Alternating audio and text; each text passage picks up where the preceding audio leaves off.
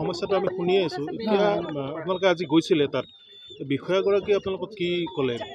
হয়, তাত আমি যোৱাৰ লগে লগে আমাক যিখিনি আমি আচলতে তাৰ পৰা এটা পজিটিভ ৰিজাল্ট লৈ ওলাই আহিম বুলি ভাবিছিলোঁ। যোৱাৰ লগে লগে তেওঁ আমাক যিখিনি কথা প্ৰথমে ক'লে ভালেই লাগিল। তাৰ লগে লগে যেতিয়া এজনে ক'বলৈ ল'লে, তেওঁ চাকৰিৰ কথা লৈ সুধিলে। আচলতে চাকৰিৰ হয়তো তাত কোনো জড়িত নাছিলে, কাৰণ চাকৰি আমাক তাত খোৱা নাই। আমি ইয়াত চুইমিং কৰাবলৈ আনিছোঁ, আমাক সেই বিষয়ে সোধা হ'লে ভাল লাগিলেহেঁতেন। আৰু কণ্টেক্সুৱেল এনেকুৱা ধৰণৰ শব্দ, কণ্টেক্সুৱেল বুলি কোৱাৰ লগে লগে আজি আমাৰ ছাৰ এজন কণ্টেক্সুৱেল, এইটো আমাৰ বহুত অভিভাৱকে গমেই পোৱা নাছিলোঁ। এই বস্তুটো কোৱাৰ কাৰণে হয়তো দুখিত লাগিছে কণ্টেক্সুৱেল বুলি কোৱাৰ লগে লগে। আৰু তেওঁ মোক বিশেষকৈ মোক যেতিয়া কাগজখন দলিয়াই দিছিলে, ময়ো হয় খঙত তেওঁক দলিয়াই দিছিলোঁ, কাৰণ ময়ো এগৰাকী শিক্ষক। মই কেতিয়াও মোৰ ষ্টুডেণ্টকো মই কাগজ দলিয়াই নিদিওঁ। তেওঁ কিন্তু মোলৈ কাগজখন দলিয়াই দিছিলে, এইখন লওক পঢ়ক বুলি কৈ। তেতিয়া ময়ো তেওঁৰ ফালে দলিয়াই দিছোঁ। তেওঁ দুবাৰকৈ দিছে, ময়ো দুবাৰকৈ দিছোঁ। কাৰণ ময়ো তেওঁক এইটোৱে বুজাব বিচাৰিছোঁ যে আমিও মানুহেই, আমি কোনো তেওঁৰ আণ্ডাৰত চাকৰিটো নকৰোঁ। তেওঁ তেনেকৈ কাগজ দলিয়াই দিয়াৰ বাবে বেয়া লাগিছিল। তাৰ পাছত তেওঁ আমাক বাৰেপতি আমাৰ জনপ্ৰিয় মুখ্যমন্ত্ৰী ডক্টৰ হিমন্ত বিশ্ব শৰ্মা, যাক আমাৰ সকলোৱে ভাল পায় আৰু বিশেষকৈ নিউ জেনেৰেশ্যনটোৱে খুবেই ভাল পায়, কাৰণ ল'ৰা ছোৱালীৰ কাৰণে তেওঁ বহুখিনি কৰি আহিছে, আমি সকলোৱে দেখা পাইছোঁ। আমি জানো যে মুখ্যমন্ত্ৰী ডাঙৰীয়াই কেতিয়াও আমাৰ প্ৰতি অন্যায় নকৰে, আৰু তেওঁ আমাক মুখ্যমন্ত্ৰী ডাঙৰীয়াৰ কথা কৈ আমাক ভয় খুৱায় যে 1.5 বছৰ তেওঁ অলৰেডি এক্সটেনশ্যন পাইছে, আৰু যদি তেওঁ জিকি আহে এজ এ CM হৈ, তেতিয়াহ'লে তেওঁ আৰু 2 বছৰ বাঢ়ি যাব। এই কথাষাৰে আজি আমাক কি পাম, এইবোৰ ৰেকৰ্ডিং তাত হৈছে। এই কথাষাৰ যে কৈছে, এইটোৱে কি আমাক ভাবুকি দিছে নেকি যে আপোনালোকে মোৰ দমতেই চলিব লাগিব? এইটো খুব ভুল কথা। নেক্সট হৈছে যে কণ্টেক্সুৱেল বুলি যেতিয়া এটা কথা কৈছে, তাত আমাৰ কনচালটেণ্ট যিগৰাকী, তেওঁ আচলতে চুইমিং কৰাব নোৱাৰে। আমাৰ এজন অভিভাৱকে সুধিছিলে যে কনচালটেণ্টে চুইমিং শিকাব পাৰে নেকি? তেতিয়া তেওঁ ক'লে নোৱাৰে, কিন্তু তেওঁৰে কনচালটেণ্টে ইয়াত চুইমিং শিকাই আছে, তেওঁ নাজানেই, গমেই নাপায়। তেওঁ কিন্তু অন্য চব খবৰেই ৰাখিছে। তেওঁ ইয়াত কোনে লাইফ গাৰ্ডে চুইমিং কৰাই আছে, কি কৰাই আছে, চবৰ কথাই ক'লে, কিন্তু তেওঁ নিজৰ কনচালটেণ্টে যে ইয়াত চুইমিং কৰাই আছে গম নাপায়। যেতিয়া আমাৰ অভিভাৱকে ক'লে যে কালিতো এনেকেই প্ৰেক্টিচ কৰাই আছিল, তেতিয়া তেওঁ হয় নেকি বুলি ক'লে, কিন্তু কথাটো পাতলাই থৈ দিলে যে আজিৰ পৰা চুইমিং নিশিকায়। আৰু পলিটিকেল বেকগ্ৰাউণ্ডত পেৰেণ্টছক যদি কয় যে আপুনি কি ডাঙৰ মানুহ নেকি, এইটো কথাটো নহয় জানো? এজন ভিখাৰীৰ মানুহৰ ল'ৰা ছোৱালীয়েও হয়তো চুইমিং কৰাব পাৰিব, কাৰণ যদি তাৰ সেই কোৱালিটিটো থাকে, চুইমিং কৰাবই নিশ্চয়, মই ভাবোঁ। কিন্তু তাত চাকৰিৰ কথাটো লৈ ডাঙৰ মানুহ সৰু মানুহ কিয় আহি পৰিল, সেইটো মই নাজানো। আৰু আমাক কথা ক'বলৈ চান্সেই দিয়া নাছিল আচলতে। আমাক প্ৰথমে ক'লে 5 জনে কওক, তাৰপাছত মই ক'ম। 5 জনৰ প্ৰথমজন থিয় হওঁতে প্ৰথমে সুধিলে আপুনি কি কৰে? কি কৰেতো কিয় লাগে, তেওঁ কি ক'ব বিচাৰিছে সেইটো শুনিব লাগিছিল নেকি? তাৰপিছত যিজনক ক'বলৈ দিলে, তেওঁক লগে লগে কৈ দিলে আপুনি কোনো ডাঙৰ মানুহ নহয়, পলিটিকেল বেকগ্ৰাউণ্ড থাকিব পাৰে, কিবা পাৰে, এনেকৈ ধৰণে বহুখিনি ক'লে। তেতিয়া মই থিয় হৈ কিন্তু এইটো প্ৰতিবাদ কৰিছিলোঁ যে ছাৰ, আপুনি এনেকুৱা বিহেভ কিয় কৰিছে? আপুনি প্ৰথমে আমাৰ কথাখিনি শুনক। আৰু কণ্টেক্সুৱেল বা এজন ডাঙৰ মানুহক, শিক্ষাগুৰুক সি বুলি কোৱাৰ কোনো যুক্তি নাই। মই হ'লেও এজন ভিখাৰীক কেতিয়াও সি বুলি নকওঁ, ভিখাৰীজনক মই ভাল ব্যৱহাৰেই কৰিম চাগে। তাত এনেকুৱা ধৰণৰ বিহেভ আমাৰ লগত হৈছিলে। কাৰ ওচৰলৈ গৈছিলে বাইদেউ আজি? আমি ডাইৰেক্টৰ অফ স্পৰ্টছৰ, তাতে কমিশনাৰ ছাৰ আহিছিল, ডাইৰেক্টৰ ছাৰ আহিছিল, আৰু 3-4 গৰাকী বিষয়ববীয়াও আছিল তাতে। হয়, সকলোকে। আৰু এই যিটো মুখ্যমন্ত্ৰীৰ কথা বাৰে বাৰে কৈ থাকে, হয়, মুখ্যমন্ত্ৰীৰ নামটো কিবা কাৰণত অপব্যৱহাৰ কৰা যেন লাগিছে নেকি? হয়, তেনেকুৱাই লাগিছে। কাৰণ আমি জানো যে আমাৰ চবৰে শ্ৰদ্ধাৰ ডক্টৰ হিমন্ত বিশ্ব শৰ্মা তেনেকুৱা ধৰণৰ মানুহেই নহয়। তেওঁ সৰু জনসাধাৰণৰ বিষয়ে ভাবিয়ে আহিছে। আজিলৈকে ল'ৰা ছোৱালীৰ ক্ষেত্ৰত তেওঁ বহুতটা আঁচনিয়ে উলিয়াই আছে, ল'ৰা ছোৱালীৰ যাতে উন্নতি হয়। সেইটো ক্ষেত্ৰত এনেকুৱা ধৰণৰ কৰিছে। এইখনো এতিয়া যিখন আমাৰ আস্মিতা হৈ গৈছে, সেইখন প্ৰধানমন্ত্ৰীৰ আঁচনি। আমি জানো যে ভাৰতবৰ্ষত ছোৱালীক বহুত তলত ৰখা হয়, সেইকাৰণে আমাৰ প্ৰধানমন্ত্ৰীয়ে এই আঁচনিটো ওলালে যাতে ছোৱালী আগবাঢ়ি যাব পাৰে। কিন্তু তাতো এতিয়া যে এই আমাৰ অসমৰ পৰা চিলেক্ট হৈছে 8জনী ছোৱালীৰ প্ৰতি অন্যায় হৈছে বুলি মই ভাবোঁ। আমাৰ সৰুসজাইৰ পৰাই হৈছে। আৰু তাৰ মাজতে আমাৰ আগতেও কৈ গ'ল, আমাৰ তেজপুৰৰ পৰাই আহিছে বাইদেউগৰাকী, ছোৱালীজনী চিলেক্ট হৈছে। তেওঁ ইয়াত ভাড়াঘৰ লৈ, সৰুসজাইত ভাল পুল নাই, চবে জানে, তাত হজাৰপাৰা পুলতেই কৰিব লগা হয়, কাৰণ সেইটো পুখুৰী এটা। বাইদেউ ইয়াত ভাড়াঘৰ লৈও আছে, কিন্তু এতিয়া যে পুল নাই, তেওঁ কি কৰিব? ভাড়াঘৰ লৈ তেওঁ নলবাৰীত যাব নে শুৱালকুছিত যাব নে আমিন গাঁৱত প্ৰেক্টিচ কৰাবলৈ যাব? আপোনালোকৰ ল'ৰা ছোৱালীখিনিক লৈ হেতালি খেলা হৈছে নেকি? সেইটো হৈছে। অকল এই 8জনী বুলি কথা নহয়, এই সৰুসজাই পুলত এতিয়া যিমানখিনি ল'ৰা ছোৱালী আছে, সিহঁতৰতো চুইমিংটো ৰখি গৈছে নহয় জানো?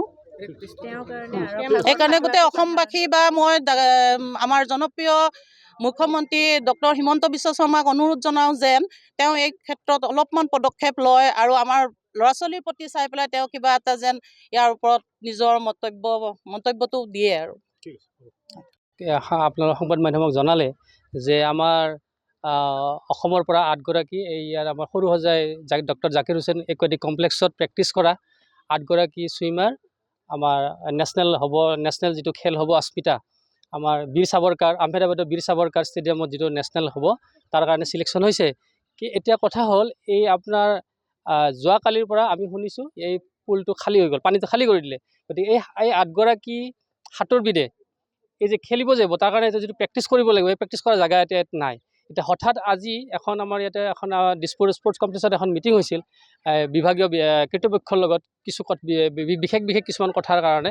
তাতে এই কথাটো উত্থাপন হৈছিল যে এই ছোৱালীকেইগৰাকী যে এতিয়া খেলিব যাব তেখেতৰ প্ৰেক্টিছ কৰাতে পানীটো ওলাই দিলে। তেতিয়া তেখেতসকলৰ পৰা এনেকুৱা এটা উত্তৰ আহিল যে আপোনালোকে এতিয়া আপোনালোকৰ দায়িত্ব, এতিয়া আপোনালোকে আমিনগড়ত প্ৰেক্টিছ কৰাই নে নলবাৰীত প্ৰেক্টিছ কৰাই এইটো আপোনালোকৰ দায়িত্ব।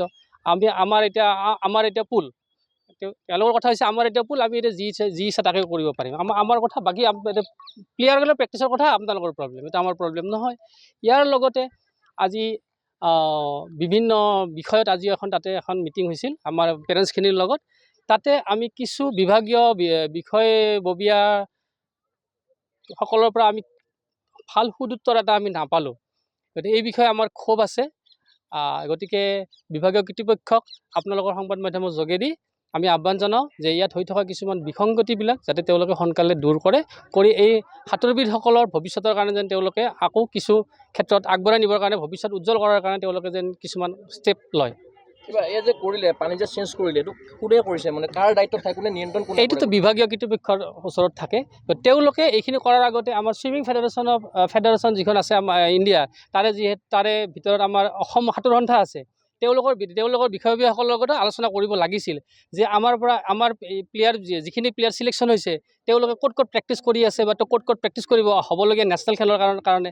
কাৰণ ভাৰতবৰ্ষত এতিয়া আমাৰ অসমৰ পৰা আমাৰ বিশেষকৈ আমাৰ এই সৰুসজাই স্পৰ্টছ কমপ্লেক্সৰ পৰা বহুগৰাকী ইণ্টাৰনেশ্যনেল প্লেয়াৰ ওলাইছে। তাৰপিছত জাহ্নৱী কাশ্যপ ৰিচেণ্টলি ছিংগাপুৰত এছিয়ান আপোনাৰ চেম্পিয়নশ্বিপ হৈছিলে পৰহি এসপ্তাহমান আগতে সম্ভৱ।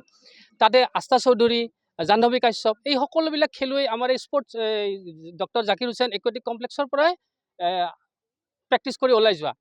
গতিকে ইয়াত আমাৰ এই জাকিৰ হুছেইন স্পৰ্টছ কমপ্লেক্সত বহুকেইগৰাকী সাঁতোৰবিদ ইয়াৰ পৰা মানে আপোনাৰ ভাৰতবৰ্ষত নাম উজ্বলাইছে। গতিকে এই ক্ষেত্ৰত বিভাগীয় কৰ্তৃপক্ষক বিশেষকৈ সৰুসজাইত যিখিনি প্ৰেক্টিছ কৰিছে, এই যিখিনি ল'ৰা ছোৱালী প্ৰেক্টিছ কৰিছে বা যিখিনি নেশ্যনেলত যাব ওলাইছে তেওঁলোকৰ কাৰণে যেন তেওঁলোকে কিছুমান বিশেষ সুবিধা কৰি দিব বুলি আমি আশা কৰিছোঁ। পানী যে উলিয়াই দিলে, হয় ইয়াৰ জৰিয়তে কিমানমান খেলুৱৈ বঞ্চিত হৈছে প্ৰেক্টিছৰ পৰা? এতিয়া মূলতঃ এতিয়া হ'ল আমাৰ